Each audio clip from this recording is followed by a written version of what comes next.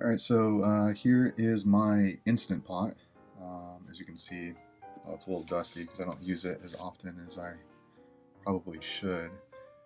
But I bought this thing just because I got sold on the Facebook page it posts and YouTube videos that I watched.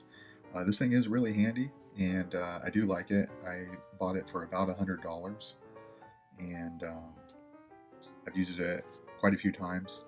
Uh, I like how easy it is. You just kind of throw everything in, close the lid, and then everything's kind of cooked much quicker. So they have a couple of different options. I went with the cheapest option, which again was about 100. I kind of wish that I would have used the um, more expensive version of this that hooks up to your iPhone. I guess the cool thing about that is I'm usually in traffic for about an hour when I'm on my way home, and that one you could turn on from pretty much anywhere with your iPhone. So that's kind of convenient. Ideally, I would like to be able to turn the cooker on um, when I'm about an hour away from home, and that way when I get home, the meal's already hot. So um, I'll probably opt for that one if I end up buying another one. A lot of different cooking utensils all in one. So on the top there you can see you can make soup, rice, meat, stew, porridge, steam, beans, poultry. I guess those are presets. I usually just use the manual setting and just turn it on to whatever the recipe calls for. But it has basically a slow cooker. You can saute in there so it heats up like a frying pan. And a pressure cooker.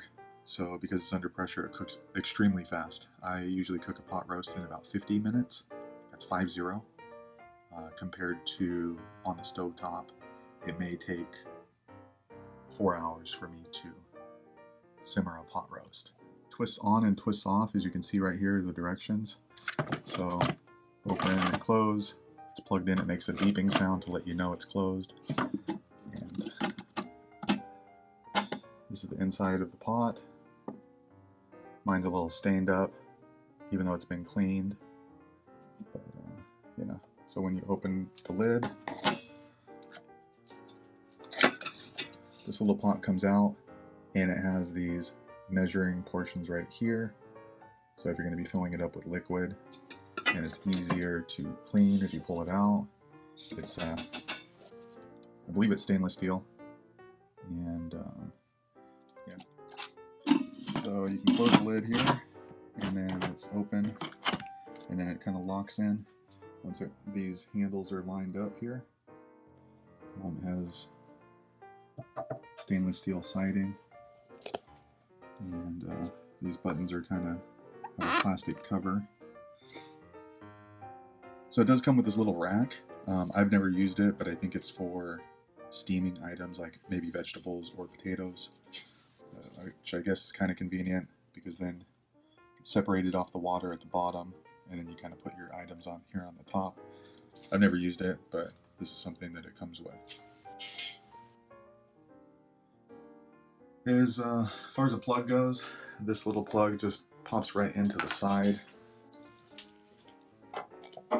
down here, and it's removable, so if you're going to be storing it, it makes it a little bit more compact. It just fits into your typical US outlet. It is a 3-prong, so you want to have a 3-prong outlet available. But again, this is removable, so if you're going to store it, generally what I'll do is I'll just kind of open the lid and just pop that in there so I don't lose it if I'm going to be storing this in the shelf. So the lid's pretty easy to take off. Again, it is a pressure cooker, so if you're going to be cooking, you want to make sure it's in the closed position. If you're going to open it, it just twists right off.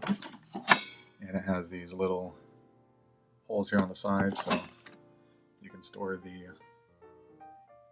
lid right there. It has this rubber gasket that goes around, just like a regular pressure cooker. so you always want to be sure to check that to make sure there's no cracks in it. So that way you keep a nice seal when you're cooking with this Instant Pot. So here's the pressure release valve. So when you're cooking, you want to be sure to have it sealed, which is up. And when you're finished, it'll automatically release on it, the pressure slowly on its own. Or if you're in a hurry, you can push the lever down to venting, and then it will quickly release the pressure and the steam. So just be aware that when you do that, there's going to be hot water and steam that comes rushing out. So you might want to try to put, when I release the pressure quickly, I will usually put some sort of like a rag over the top, like a dish rag, and that prevents it from shooting any hot water up into the air. So on the right there, that's the pressure valve. So it's in the down position. However, when it's under pressure, that metal piece right here will actually lift up, and that's what locks. Once that's pushed up in the air from the pressure, that will lock the lid. So you will not be able to open it until the pressure is completely removed. So again, on the manual setting, that's usually what I use, depending on which recipe you're going to be using. I tried making the spaghetti that I saw on YouTube, and the woman who had uploaded that video, she said it takes maybe 4 minutes to cook the spaghetti, which is kind of true. However, when you put it in manual setting, you can click it for 4 minutes, but this will take about 10, possibly 15 minutes to ramp up to the pressure and heat that it needs. Then the 4 minutes starts cooking or counting. But yeah, as soon as that's done, then 4 minutes starts ticking down. But that's actual pressure cooking time, 4 minutes. For the pot roast that I normally make or oxtail soup, I will usually cook the soup for probably about 45-50 minutes, and that way it breaks the meat down and makes it really nice, really tender, kind of merges all the flavors in. So this is what the Instant Pot looks on the bottom. Looks like it has some sort of vent system there at the bottom, and it has these little rubber feet, so that way it helps prevent it from slipping around on the counter. This is what it looks like inside the pressure cooker. This is where the stainless steel pot sits. You don't generally have to clean in here too often because the pot lines it. But yeah, this is inside of the Instant Pot with the stainless steel pot removed. Alright, so it has this condensation, I guess, trap right here. So obviously the steam's going to build up, and then if it needs to release some of the condensation that's, I guess, dripped up to the top, there's this little catch bucket here. Easily comes right off, and you don't really need to change it too often, but you do want to pay attention to it. And then once it gets full here, then you want to go ahead and just remove it, empty it, maybe rinse it out, and then just fix it back on. It just has this little track right there, and it just slides right on. Alright, so that is the Instant Pot. Kind of a neat little tool. If you've never used one, anytime I recommend one to a friend, they're always amazed at how fast the food is cooked within here and the different options that you have.